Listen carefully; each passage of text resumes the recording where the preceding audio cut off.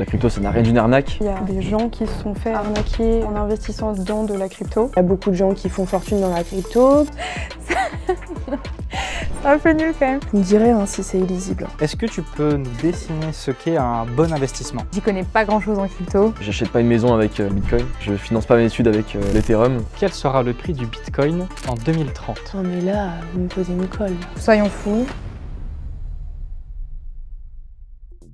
Bonjour, merci beaucoup de participer à cette petite interview pour France Crypto. Notre objectif aujourd'hui, ça va être de recenser un petit peu les différents avis et opinions qu'ont les étudiants français au sujet des crypto-monnaies. Je te laisse commencer par un petit clap. Pierre-Luc, Lucille, Liguin, Silane Bouvier, Clémence, pour France Crypto. première.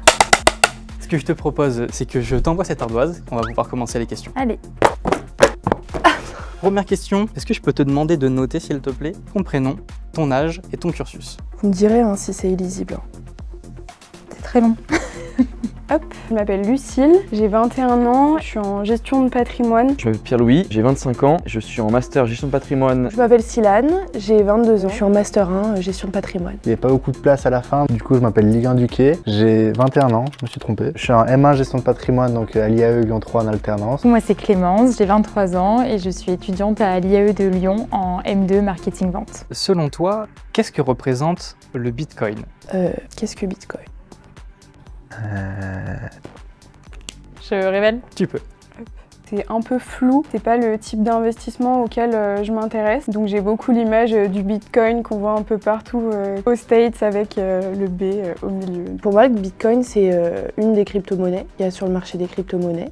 J'en sais pas plus. J'ai mis investissement, donc pour moi je le vois surtout comme un investissement. Ça c'est un oiseau, on dirait pas mais c'est un oiseau. Pour un peu tout ce qui est la liberté, la décentralisation, vu que je pense que mine de rien, dans les futures années, ça va vraiment servir à ça, mais pour le moment, moi je le vois surtout comme un investissement. Je sais que les crypto-monnaies, ça a à voir avec la blockchain, que je connais très peu. J'ai l'impression que c'est un petit peu un concept qui est difficile à comprendre. Bon, je sais que c'est pas des dollars, mais pour expliquer quand même que c'est un billet de banque, j'ai fait un petit dollar et pour moi, comme c'est une monnaie volatile, j'ai mis des petites ailes.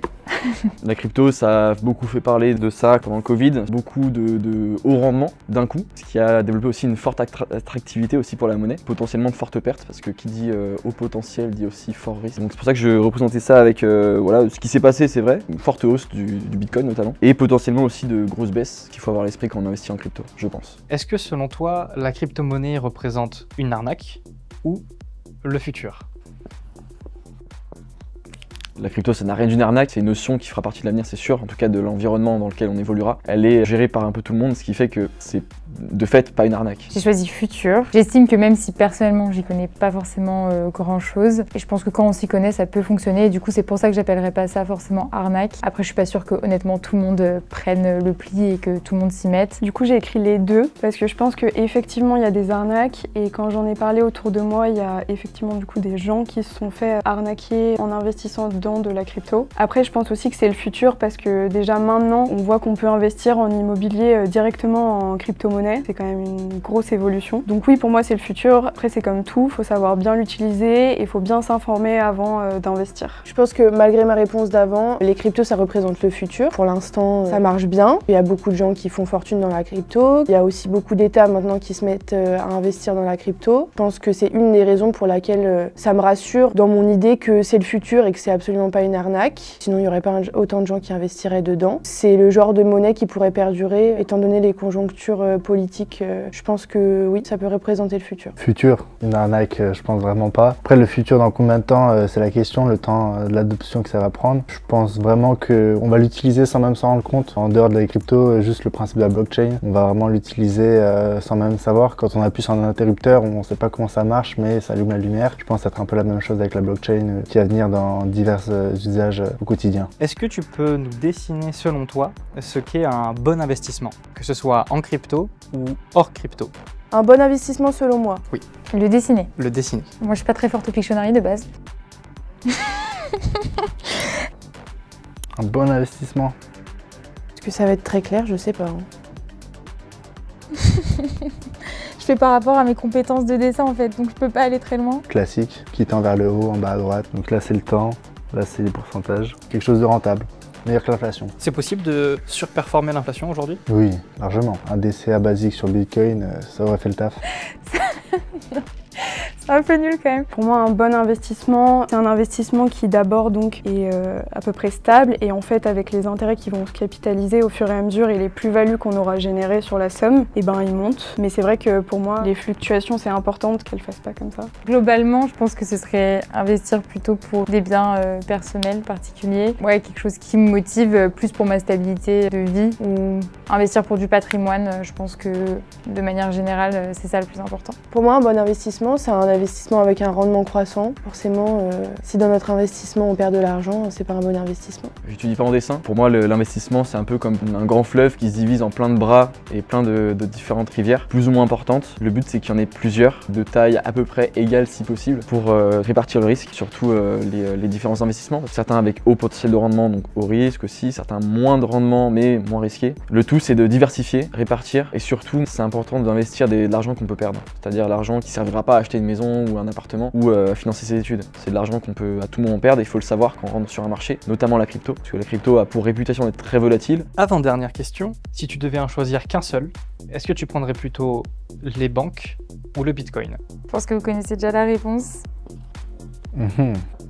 Du coup, j'ai mis banque. Après, c'est vrai que crypto, comme j'ai dit, je suis pas fermée à voir dans le futur peut-être pour investir dessus. Moi, j'ai choisi banque, en accord avec mes réponses précédentes. Je pense qu'à l'heure actuelle, je ferai plus confiance à mon banquier pour me conseiller en investissement que d'investir soit moi toute seule en crypto, soit de me baser sur des dires ou des conseils. Donc pour moi, ce serait banque. Alors banque en gros, on a la chance en France d'avoir des banques qui sont solides, qui tiennent la route. Mais Bitcoin un petit pour en avoir toujours un peu sous la main et ce que ça présage pour le futur, mais banque quand même. Pour tous les jours, je paye avec ma carte, pour les prêts, si je veux une maison, tout ça, banque. Moi je choisis les banques, j'achète pas une maison avec du Bitcoin, je finance pas mes études avec l'Ethereum. Les banques c'est un agent financier indispensable dans une économie, qu'on l'aime ou qu'on l'aime pas. Ça sert à financer beaucoup de choses et à développer l'économie de beaucoup d'entreprises, mais en tout cas je pense pas que ce soit une affaire de choix, c'est juste une affaire de complémentarité on va dire. Plutôt banque, parce que actuellement c'est ce que je connais et du coup c'est là aussi où j'ai plus confiance, parce qu'encore une fois, j'y connais pas grand chose en crypto, donc